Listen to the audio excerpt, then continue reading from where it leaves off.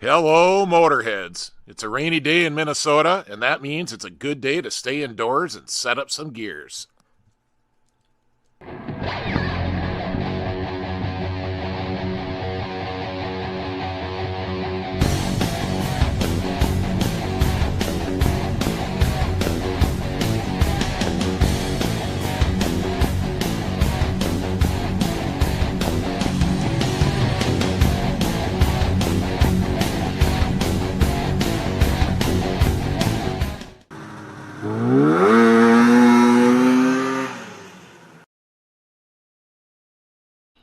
All right, Motorheads. So here's what we got going on. First off, got my shop helper Farley out here, and this is all the stuff I'm going to use to set up the gears. So we got a Yukon 538 set. I like Yukon gears a lot. I've set up a lot of different brands, and I usually find that Yukon sets up about as good as anything.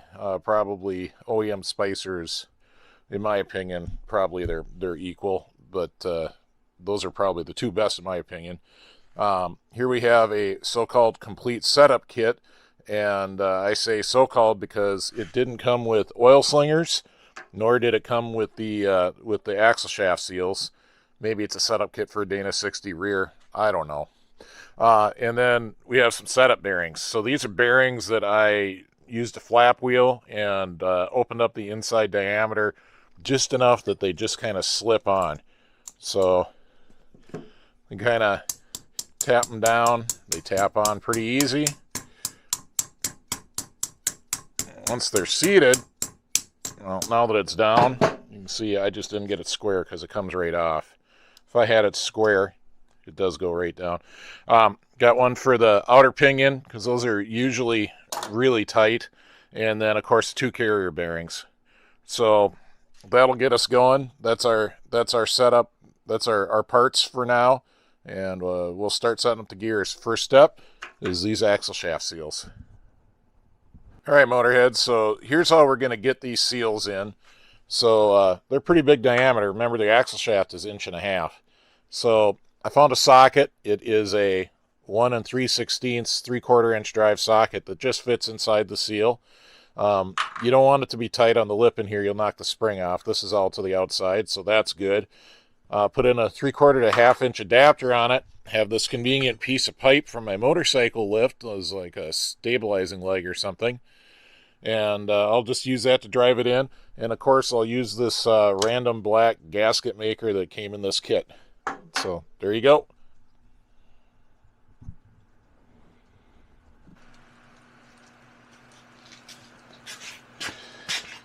All right. Step number 1. Obviously, this guides the axle shaft, so that goes towards the knuckle on the outside. Let's get the pipe in there.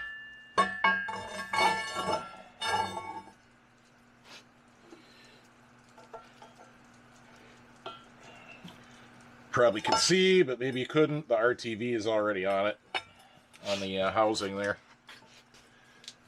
And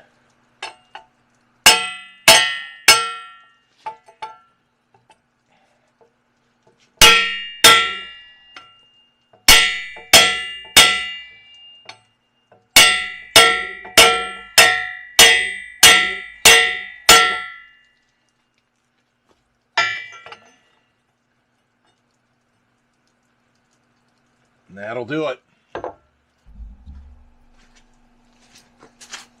Okay, side number 2.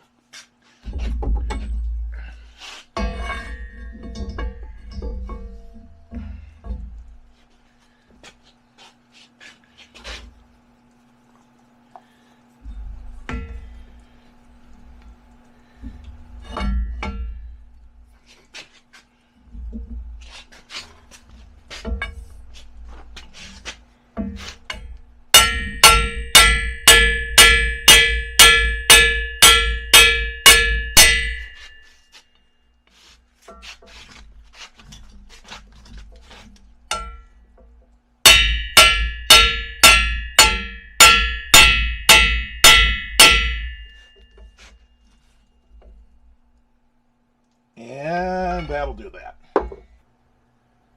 Okay, Motorheads, so the next assembly challenge is to get the ring gear on the differential. And you can see it's a press fit.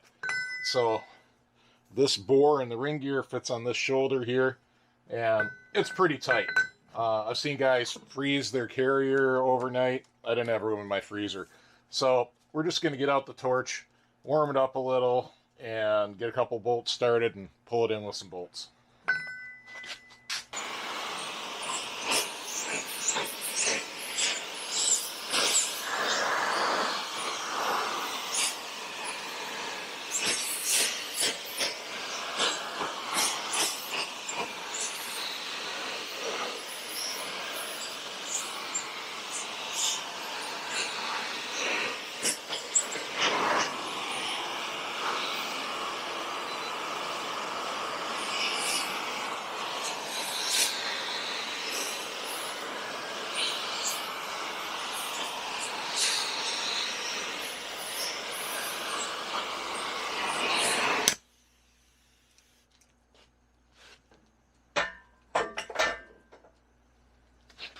Okay, so we're about 375 degrees. Those are fire bricks. Those are not just patio blocks. Just random fire bricks I keep around for exactly this job. Let's just throw this diff right in the middle. Hopefully the setup bearing doesn't just fall off.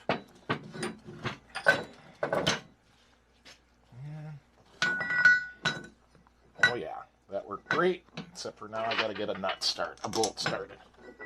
Ooh, she's hot.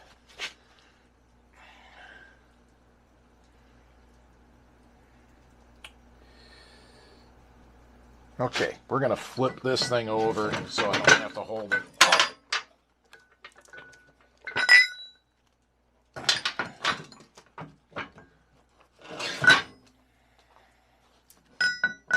I'll get a bolt or two started from the underside somehow. There we go.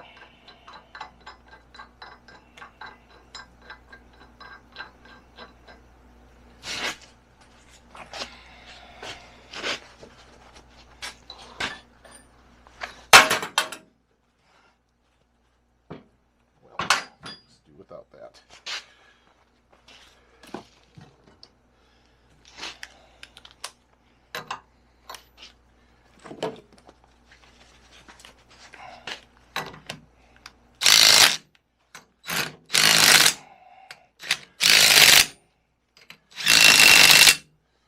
And from here, we'll just let it cool off, and then we'll get to actually Loctiting and torquing the bolts after this.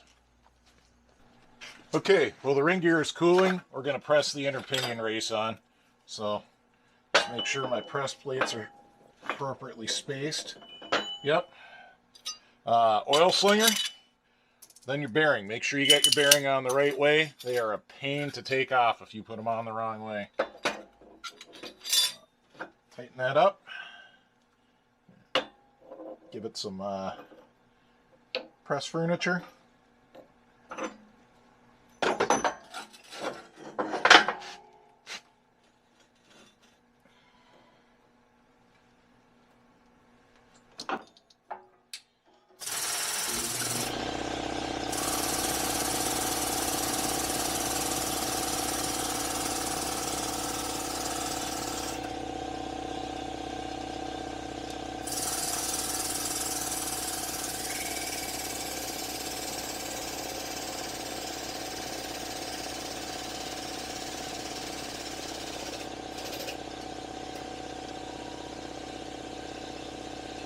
Okay, that ring gear is still warm, so we're going to move on and mic out these pinion depth shims.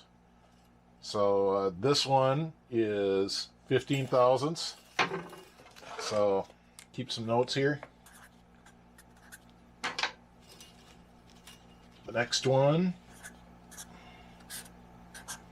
so we're going to start with, carry the one there. We're going to start with 47 thousandths of shim on. Okay, so before you start pounding on stuff and putting stuff in, clean it. Make sure your shims are clean. Make sure your race is clean.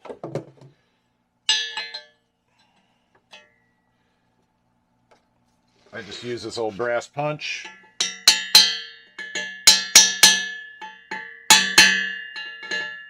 This will work like this. There is no shims on this outer one. Just run her home.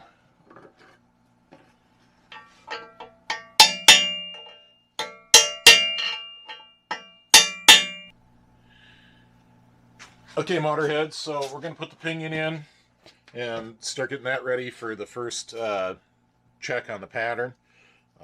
Still got to do the ring gear bolts. That's still cooling off. But this is the real pinion bearing. That won't be coming off again. This is the setup bearing, an old pinion nut, and an old yoke. When you put this together, you want to be very careful not to over tighten this. You want to just get it snug.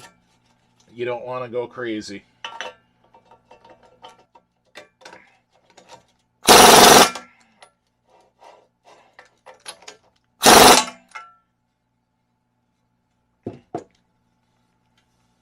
Alright, a little tighter than I'd run it down the road, but that's fine for setup.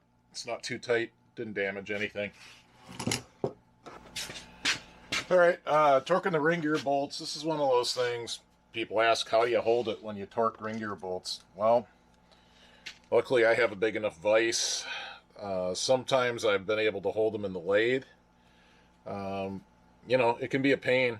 Worst comes to worst, install it in the axle and hold the pinion still.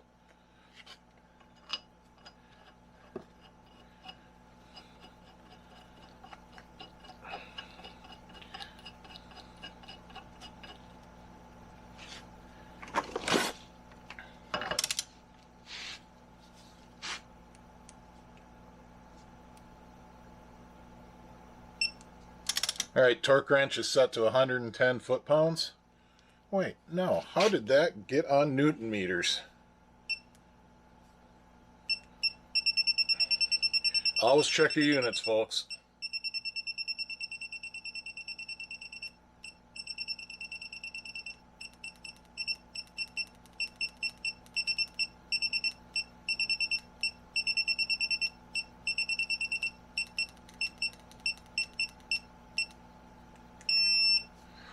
Here we go, 110 foot-pounds.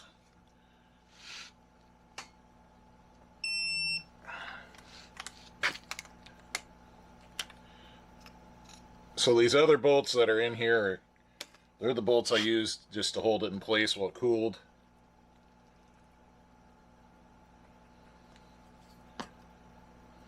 So after they get the Loctite and the proper torque, I'm marking them with the silver Sharpie. Not the most exciting footage, so that'll probably be all I'll show you of this. Alright, motorheads, took a little bit of a break here from the axle. Also started working on it a little bit. This is actually the third drop. The preload was super high. Pulled out one of these shims, and it was still really high, so I pulled out a second shim, or is that too thin shims? Hard to sell. Anyways, got my preload about where I want it. And we're going to tap her in, put on the caps, and check backlash. So I usually set up a Dana 60 with about this much preload. So I'm just using a dead blow, run her down. There's stamps on the caps so that you know where they go. You can see this one's got a U oriented as such. And the other cap also has a U that's oriented 90 degrees.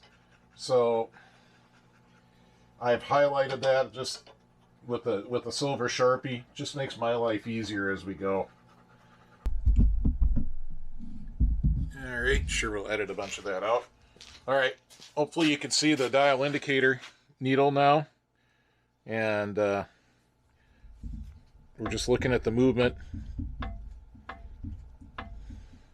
Try not to move the pinion.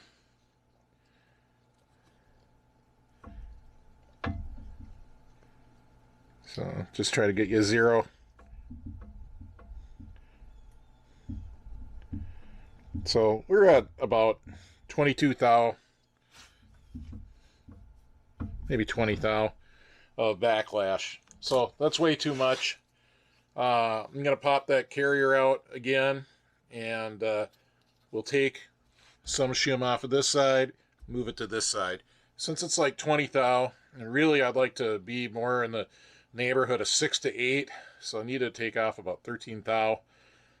Just going to ballpark it as moving 20 thousandths of shim off of this side and onto this side. All right, quick demo on how I'm popping the carrier out to change those shims. Just get my big J-bar here, hook it under a bolt, and pop her loose. At this point, should come out. If it doesn't, kind of grab the races a little bit. Tends to work pretty good.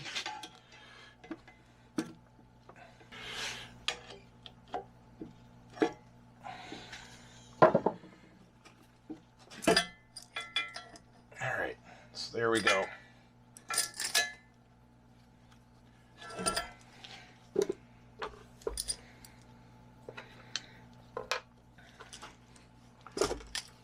Alright, here's where the setup bearings pay off. Let's grab that out and take the shims out.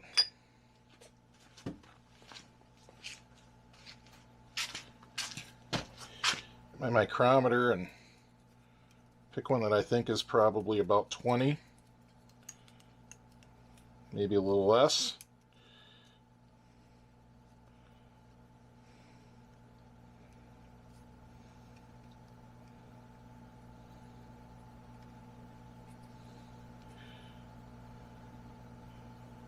All right, well, that one is about 12. Which I guess I don't want to move it more than 12. Got to keep things clean.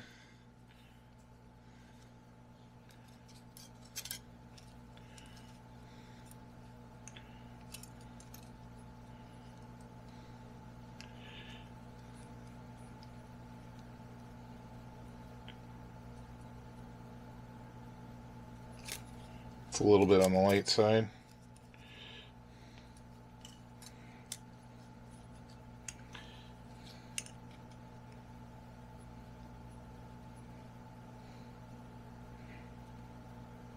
All right, that one is close to 20 thou. So this shim goes on the other side.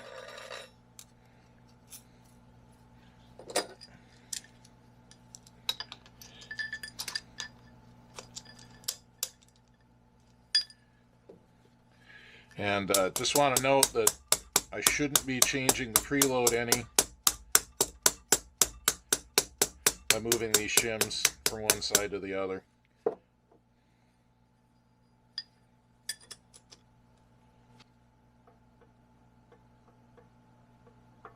Okay, so I've got exactly 10 thousandths of backlash now.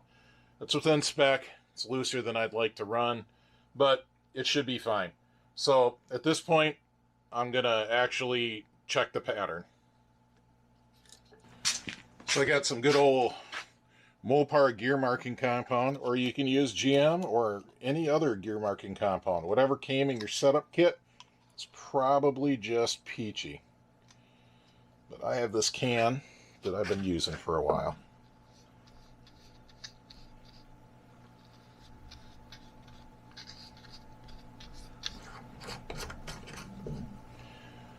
All right, I like to run it around in the drive direction first.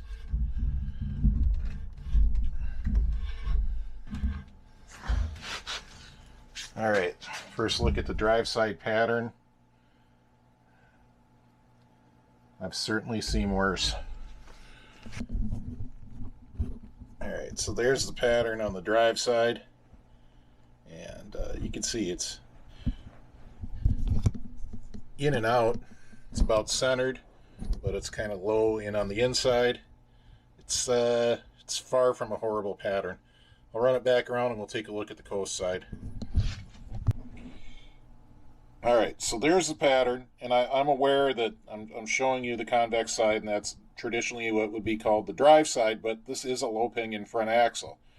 So this will be the coast on this.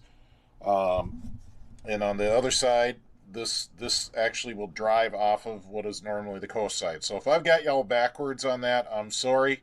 Just refer to the bellavista.com gear setup, and Bill will straighten you out. But overall, this is a pretty darn good pattern for a front drive axle. I think I'm going to take just a little bit of backlash out, and things ought to center up quite nicely. All right, show you quick what I've got going on with the shims. So the pinion shim still matches the old pinion shims that I pulled out of this. Over here, we've taken out those two shims I showed earlier, and then also I pulled out a shim that was, I don't know, about 15 thousandths. I think 15 thousandths, no, 12 thousandths. So now my stack on the non-ring gear side is 33 thousandths, and whatever this adds up to, that's the stack on the ring gear side. And we'll drop it in quick and see how we're doing on backlash.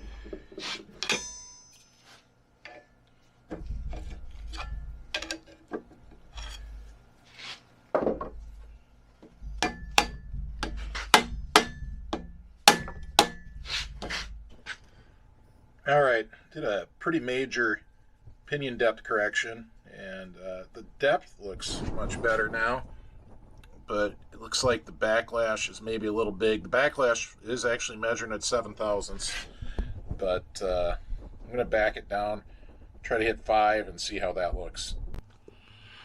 Okay, Motorheads, well, we're on day 2 of the gear setup. Usually it doesn't take me 2 days, but I had a visitor yesterday, very welcome visitor, and didn't get a lot done. That's just fine.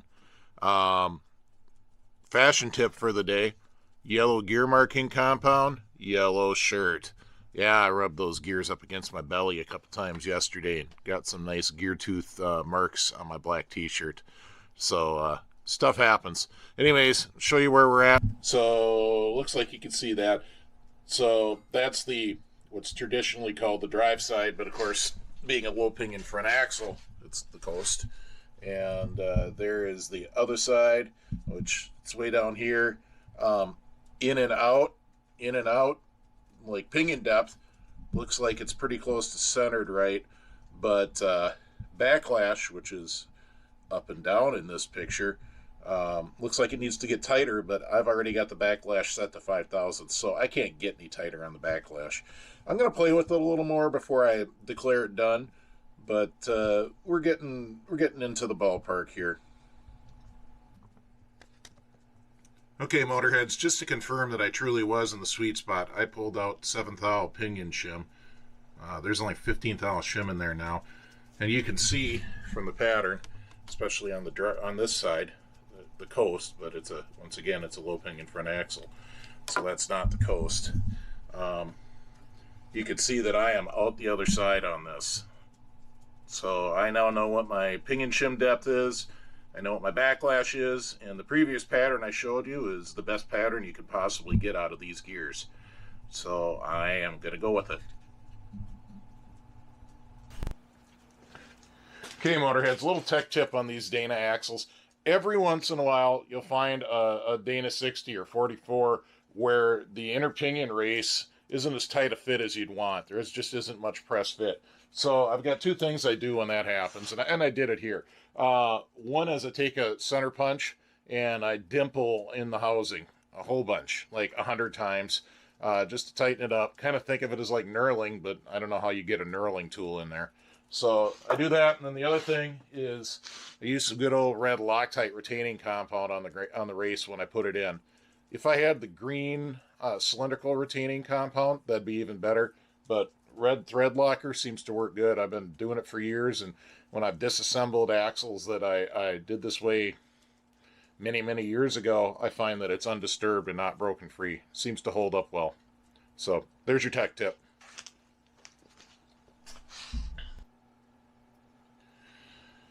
Okay, motorheads. Well, before we get to the final assembly, we have one shim pack left to establish, and that's the pinion preload shim pack.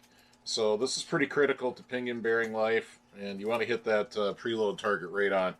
So I start off with all the shims. All the shims that came in the kit. I just start off with that many shims, put the pinion in, and lock it down on that, and try to judge how much end play there is.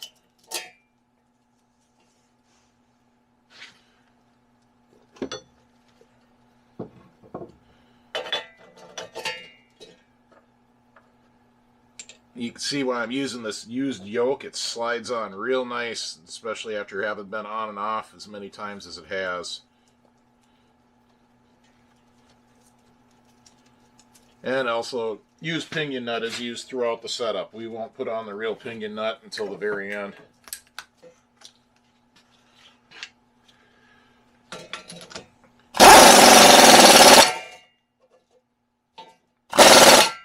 So there we are. You can see I've got a lot of play.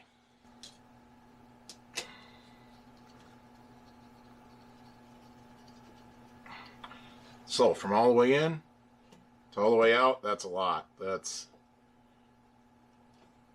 100 thousandths.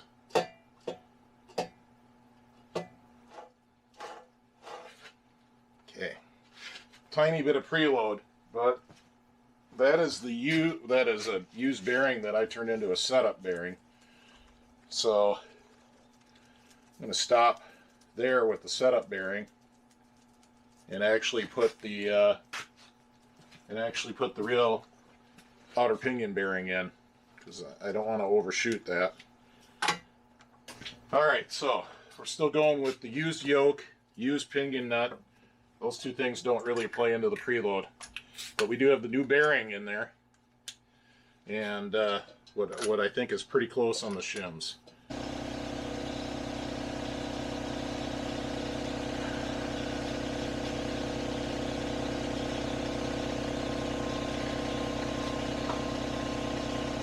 Still too tight.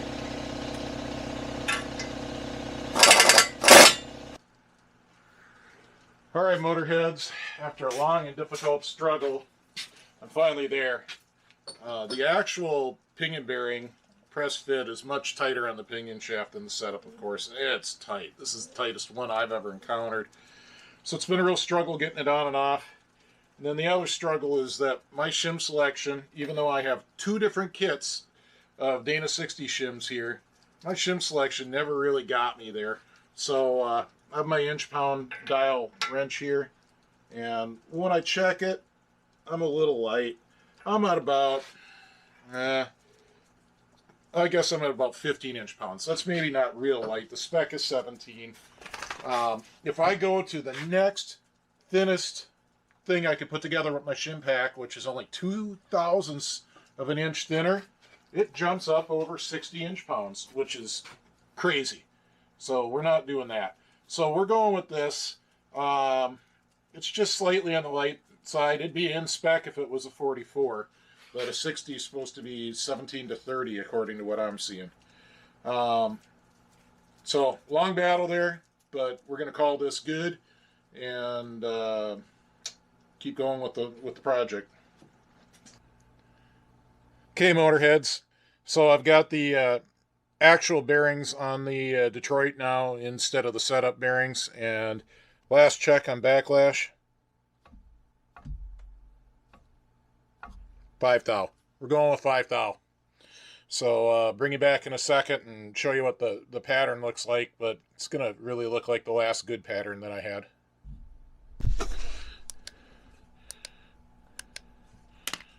Okay, motorheads, I just want to give you a final look at the pattern. This is with 5/1000ths backlash, so I can't reduce the backlash anymore. You can see that basically in and out of the camera screen, it's pretty well centered. Top to bottom on this, what would traditionally be called the drive side, it's a little high, And when I come over here to the traditional coast side, which is actually what it's going to drive on, it's a little low. The way to get those to meet up better in the middle would be to decrease the backlash, but with only 5 thousandths backlash now, there isn't another thou to take out of that. So this will be the best pattern I can get. I did box in the pinion depth by going more shim and less shim on both sides of what I thought was the best pattern, and it only got worse each way. So some gear sets are just like this, and when you're sure that's the best you can get, just go with it. I'm sure it'll be quiet, run good, and be plenty strong. All right, I just want to close out the video by saying thanks for watching, and I hope you understand that my goal here was to give you the confidence to tackle this yourself. I shared a couple of secrets I've learned over the years of doing this, but nothing too extreme. I mean, a lot of people do this. If you already own a 20-ton press and a good assortment of hand tools, really about the only thing you're going to want to buy is that bearing puller that I showed in a previous video where I took the Detroit apart. A guy can do it. I guess I'm into this probably for 5 or 6 hours now between the 2 days. It is a good amount of physical labor, and being over 50, I feel a little bit, and especially because of Dana 60's heavy parts. But all in all, I'm happy with the results. I'm glad I did it myself. I know now that there's no possible way it could be better. And so thanks for watching. And if you like this kind of stuff, please consider subscribing. And please like the video and leave a comment, especially if you think I did something wrong. You got something, I can still learn. So leave a comment and teach me something if you know something I don't know. Thanks.